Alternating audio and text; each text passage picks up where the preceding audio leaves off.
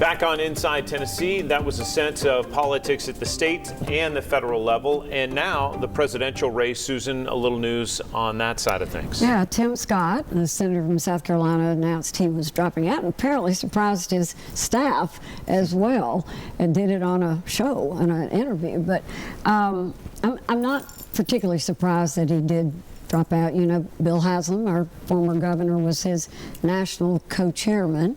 And so, of course, all the candidates, I'm sure, called Bill Haslam. I know Ron DeSantis gave him a call.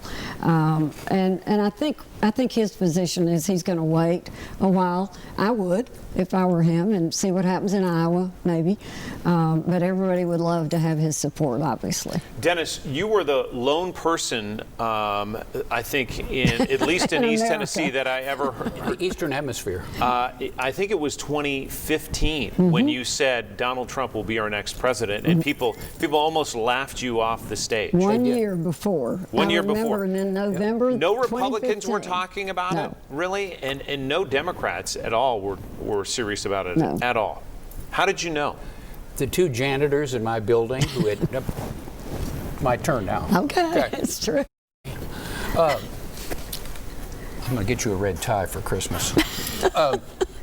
Two guys, a black man and another guy who were our janitors, had never voted in their lives and came up to my office to make sure that I took them over and got them registered to vote because they wanted to vote for Donald Trump. That was all I needed.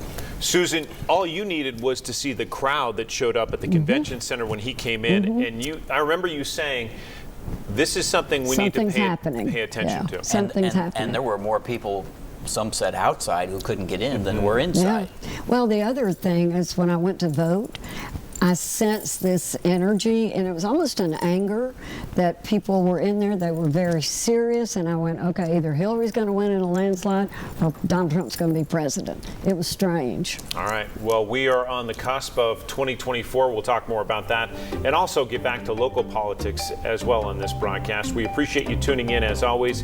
If you ever have a comment, don't hesitate to